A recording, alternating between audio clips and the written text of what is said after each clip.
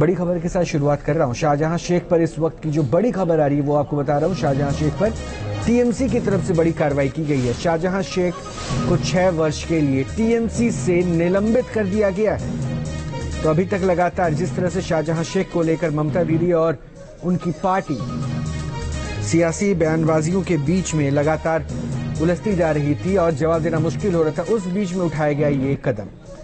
वैसे अब सवाल यह है कि आखिर शेख शाहजहां है कौन? कैसे उसने एक मजदूर से सियासतदान और एक गुनहगार तक का सफर तय किया? कैसे उसके आगे बड़े बड़े नेता से लेकर अधिकारी भी नतमस्तक होते जाते थे? एक रिपोर्ट दिखाते हैं।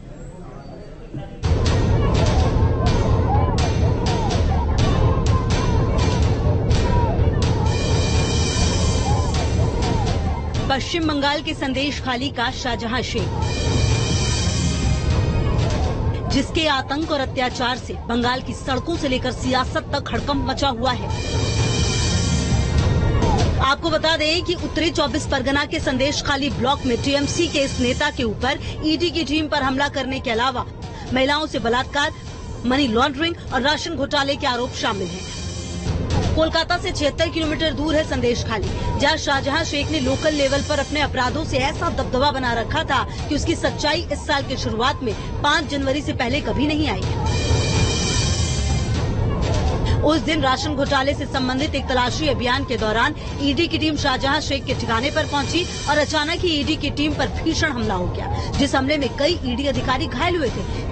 शाहजहां शेख कभी संदेश खाली ब्लॉक में मछली पालन करता था और ईंट भट्टों पर मजदूरी किया करता था। जल्द ही उसने यूनियन के नेता के तौर पर अपनी पहचान बनाई। 2003 में सीपीआईएम में शामिल होकर सियासत में कदम रखा। शाहजहां शेख मंच से आग उगलने लगा और लोगों के बीच उसने अलग पहचान बनाई। 2012 में टीएमसी का दामन थामा और इस दौरान पश्चिम बंगाल सरकार में मंत्री रहे ज्योतिप्रिया मलिक का वो करीबी भी बन गया। 2018 में नॉर्थ 24 परगना जिला परिषद का सदस्य बना। दस्तावेजों के मुताबिक शाहजहां उत्तर 24 परगना जिला परिषद के मत्स्य पालन और पशुपालन विभाग का कर्माध्यक्ष मात्र है। यानी आज भी शाहजहां शेख कोई बड़ी राजनीतिक हस्ती नहीं है, बल्कि मात्र टीएमसी का जिला स्तर का एक चुटभैया नेता भर है। लेकिन इस बीच उसने जिस तरह इलाके के लोगों पर जुल्म कर अपना साम्राज्य खड़ा किया, वो कहानी आपको चौंका देगी। आरोप है शाहजहां अपने साथियों के साथ मिलकर जबरन जमीन पर कब्जा करने लगा, संदेश खाली के लोगों से बिना पैसे की मजदूरी कराने लगा, मेहनताना मांगने पर उनकी पिटाई की। जिसने भी जमीन नहीं दी या फिर बिना पैसे की मजदूरी नहीं की, उसकी बीवी बेटी को उठा लिया और बलात्कार किया। लेकिन सियासी रसूख के चलते उस पर कोई कार्रवाई नहीं हुई। 5 जनवरी को संदेश खाली में ईडी पर हमले के बाद जब शाहजहां और उसके गुर्गों पर दबाव बढ़ा, तो आखिर पीड़ित महिलाओं की भी हिम्मत बढ़ी और उन्होंने जिन अत्याचारों की फहरिस्त सामने रखी, उसे सुनकर पूरा देश हिल गया।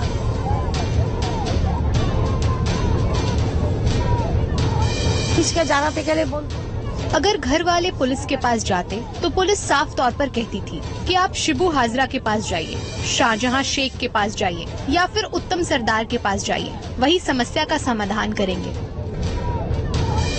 आरोप है कि इससे पहले भी ये महिलाएं आवाज उठाती रहीं, लेकिन शाहजहां शेख के इशारे पर पुलिस उल्टे पीड़िताओं के पति को झूठे मामलों में गिरफ्तार करती रही। यानी कुर्ता और वर्दी का गठजोड़ चलता रहा, अत्याचार होता रहा।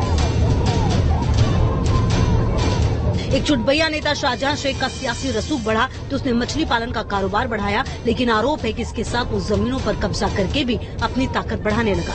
आज उसने ईंट भट्टों से लेकर रियल एस्टेट और मछली पालन से लेकर खेती तक कारोबार का बड़ा साम्राज्य फैला रखा है और इसके लिए तमाम गरीबों की जमीन हड़प रखी है। राज्य चुनाव आयोग को सौंपे हलफनामे के मुताबिक शाहजहां शेख लगभग 4 करोड़ रुपए की 23 एकड़ जमीन का मालिक है। उसके पास 17 गाड़ियां हैं, 2.5 करोड़ रुपए का सोना है, बैंक में करीब 2 करोड़ रुपए जमा है। हलफनामे में शाहजहां ने अपनी सालाना आय 20 लाख रुपए बताई है और पेशा बिजनेस बताया है।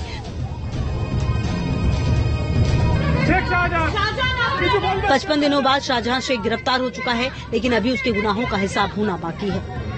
Team news nation.